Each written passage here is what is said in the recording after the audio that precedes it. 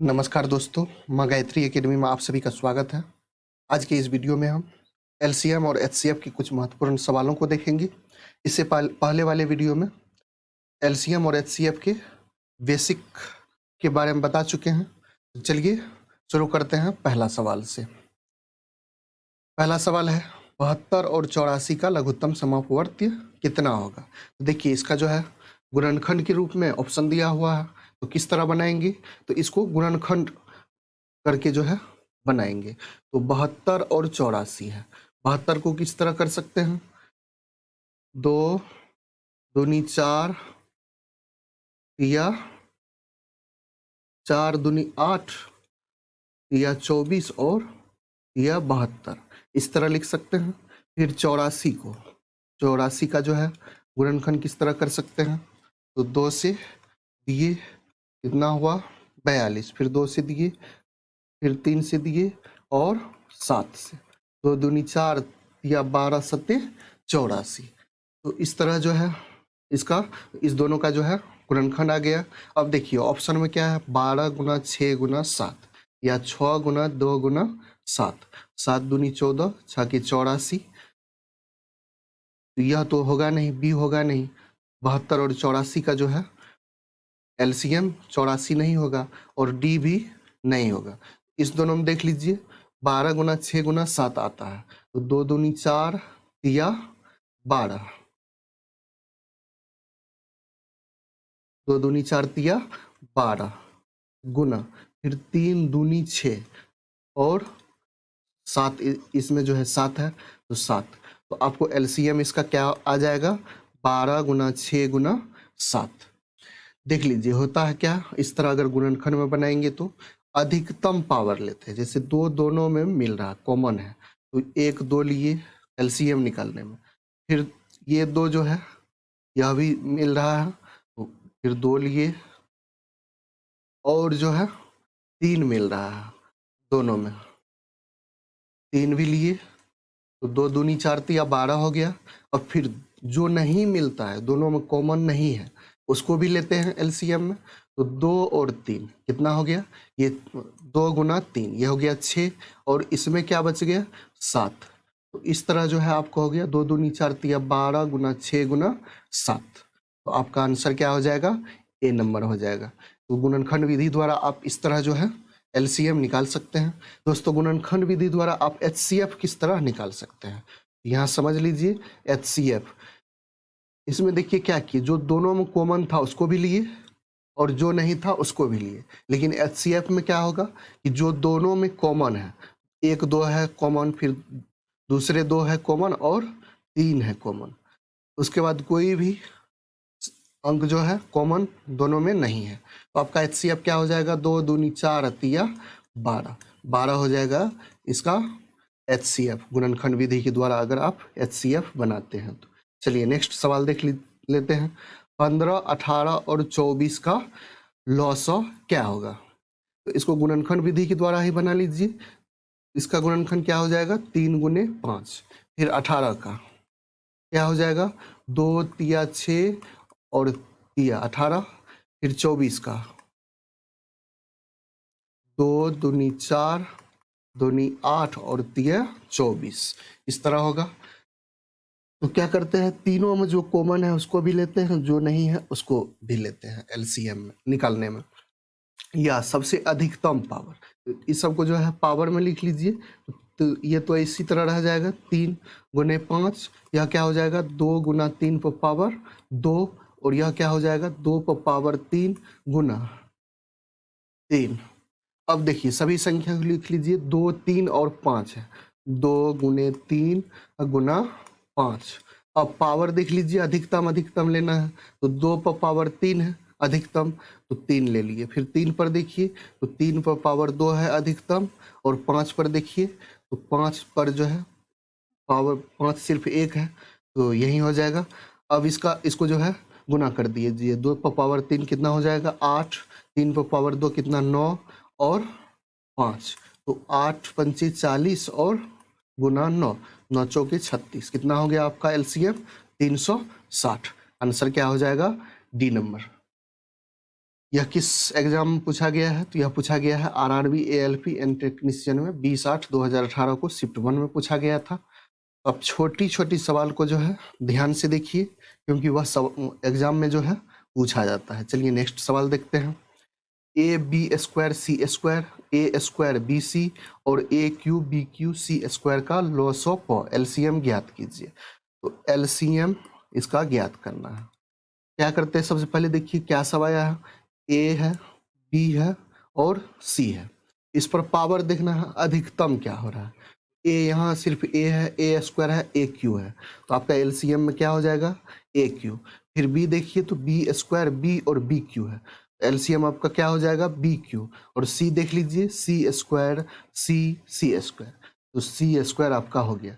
LCM में जब भी लेना है, घात वाला जब एलसीएम दिया हुआ है, तो एलसीएम में जब भी लेना है तो उसमें जो कॉमन में जो है बड़ी घात जो है वह हो जाएगा इसका मान, एलसीएम का मान। तो देखिए किस ऑप्शन में आ रहा है? A cube B cube C square, option C आ रहा है। आपका आंसर क्या हो जाएगा? सी हो जाएगा। चलिए नेक्स्ट सवाल देख लेते हैं।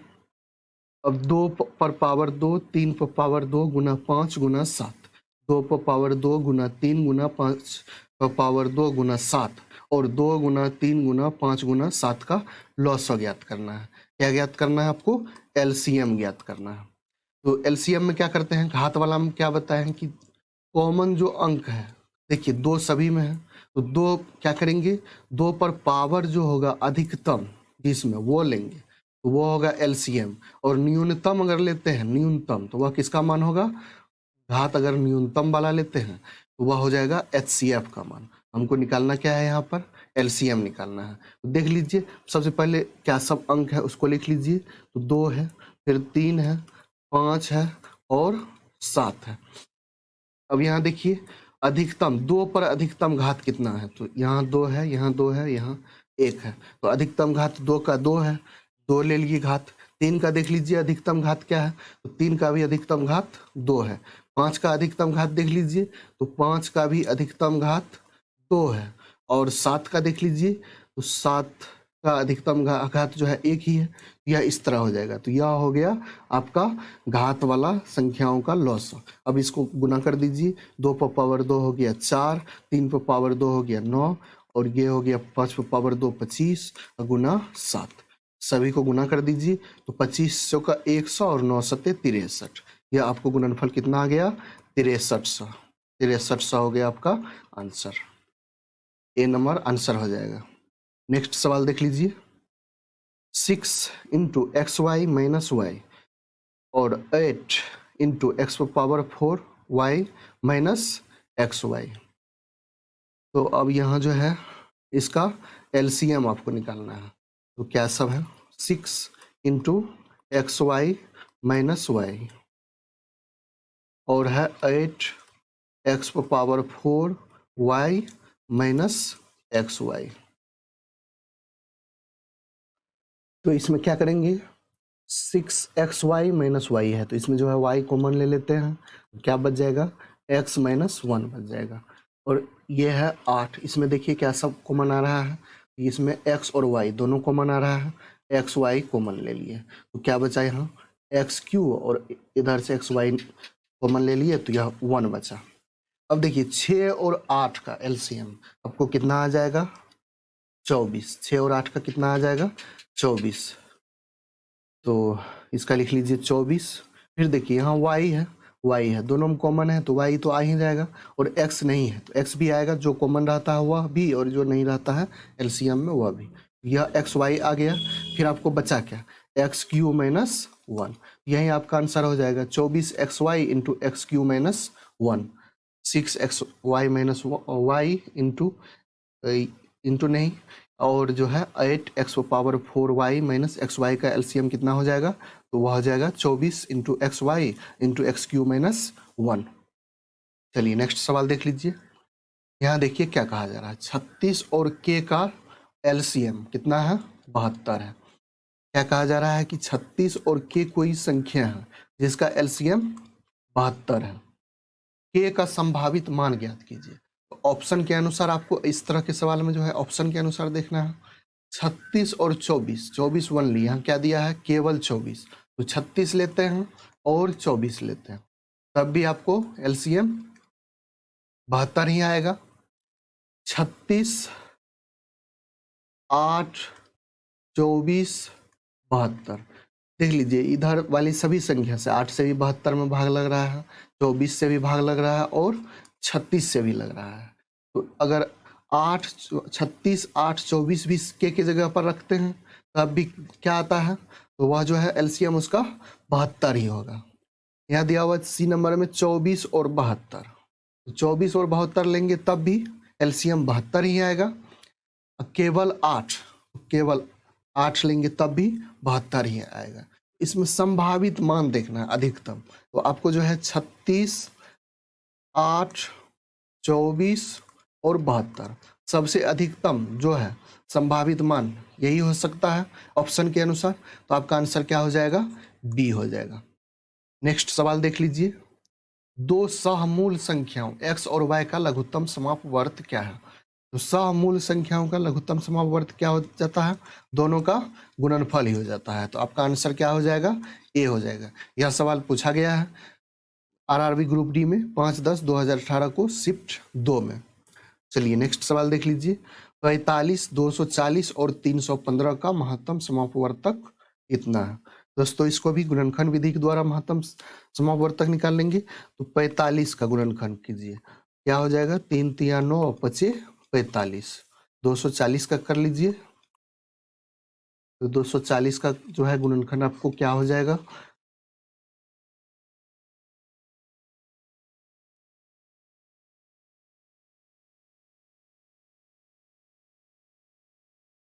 क्या हो जाएगा, 2 पर पावर 4 गुने 3 गुना 5, 2 पर पावर 4 गुना 3 गुना 5, और 315 का भी कर लीजिए,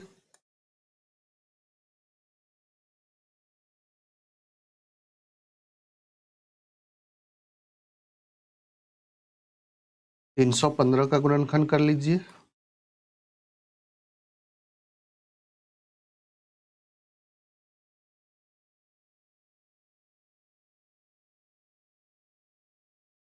तो क्या आ जाएगा, 3 पर पावर 2 गुने 5 गुना 7, यह किसका आ गया, 315 का। अब आपको क्या निकालना है, HCF निकालना है। HCF देखिए तीनों में कॉमन का क्या आ रहा है, यहाँ 45 का भी इसको अगर पावर में लिखे तो यहाँ आ जाएगा 3 पर पावर 2 गुने 5, तो तीनों में देखिए कॉमन क्या आ रहा है, 45 और 315 में तो 3 पर पावर 2 है, लेकिन 240 में सिर्फ एक 3 है, तो एक 3 इसमें भी, 45 में एक 3 240 में और एक 3 315 में, तो सिर्फ एक 3 लेंगे जो तीनों में कॉमन आए। फिर देखिए क्या मिल रहा है, 45 में 2 है ही नहीं तो इसको नहीं लेना है, फिर 5 तीनों में आ रहा है, 45, 240 और इसमें 315 में, तो 3 गुना 5 आपका क्या हो जाएगा, HCF क्या हो जाएगा आपका 15, आंसर आपका क्या हो जाएगा 15। इसको जो है आप ट्रिक के द्वारा भी बना सकते हैं, तो इस तरह आप ट्रिक के द्वारा बना सकते हैं, देख लीजिए इससे पहले बता भी चुके हैं ट्रिक के द्वारा बनाने के लिए। सबसे छोटी संख्या, HCF में क्या करते हैं, सबसे छोटी संख्या लेते हैं, सबसे छोटी संख्या इसमें क्या है 45, इसका गुणनखंड कीजिए, या तो 5 गुना 9 होगा या 9 गुना 5, या इसका जो है इस तरह भी 15 गुना 3। अब इसमें देखना है कि सबसे अधिकतम संख्या को पहले लेते हैं, गुणनखंड में जो अधिकतम संख्या है, HCF क्या होता है, वह बड़ी से बड़ी संख्या होता है HCF का परिभाषा के अनुसार। 15 से देखना है ये तीनों संख्याएं विभाजित है, अगर विभाजित 15 से है तो डायरेक्ट आपका आंसर जो है बी हो जाएगा, तो 15 से तीनों संख्या विभाजित होता है, 45, 240 और 315, HCF आपका क्या हो जाएगा 15, तो डायरेक्ट आप इस तरह बना सकते हैं।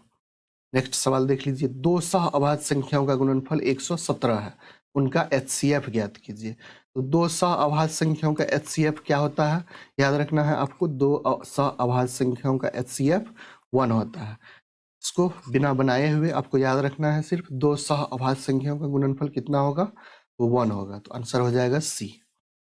नेक्स्ट सवाल देख लीजिए, 2 गुना 3 पर पावर 2 गुना 5 पर पावर 2 गुना 5 गुना 3 गुना 2 पर पावर 2 और 5 स्क्वायर गुना 3 गुना 2 स्क्वायर का मौसौद चाहिए।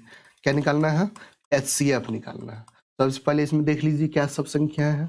2 है, 3 है और 5 है। न्यूनतम घात लेंगे तो 2 का देख लीजिए न्यूनतम घात, यहाँ जो है इसमें 2 पर पावर 1 है, यहाँ 2 पर पावर 2 है और यहाँ 2 पर पावर 2 है। तो न्यूनतम घात 1 है तो 2 पर पावर 1 ले लिए, 2 ले लिए सिर्फ। अब 3 का देखना है न्यूनतम घात। यहाँ जो है 3 लिखा हुआ है दोनों में, तो 3 ले लिए। फिर 5 का न्यूनतम घात, तो 5 जो है यहाँ पर 5 का पावर 1 न्यूनतम है। तो इस तरह आपका जो है 2 गुना 3 गुना 5 हो जाएगा इसका HCF। 3 दूना 6 पंचे 30, 30 हो जाएगा आपका आंसर। नेक्स्ट सवाल देख लीजिए। 64, 28 एवं 96 का मौसौ क्या है? तो यहाँ देख लीजिए सबसे छोटी संख्या इसमें क्या है? 28 है। अब 28 का जो है आप गुणनखंड कर लीजिए। 7 चौका 28, बड़ी संख्या इसमें 7 है। 7 से देखिए 64 में भाग नहीं लग रहा है, लेकिन 4 से सभी संख्याएं कट रही है, 64 भी, 28 भी और 96 भी। तो आपका आंसर क्या हो जाएगा? 4। सी नंबर हो जाएगा आपका आंसर। HCF क्या आ गया? 4। नेक्स्ट सवाल देख लीजिए। अभी अब भिन्न का मौसौ निकालना है। तो 34/9, 85/18 और 68/45 का मौसौ क्या होगा? तो भिन्न का मौसौ क्या होता है? भिन्न का HCF।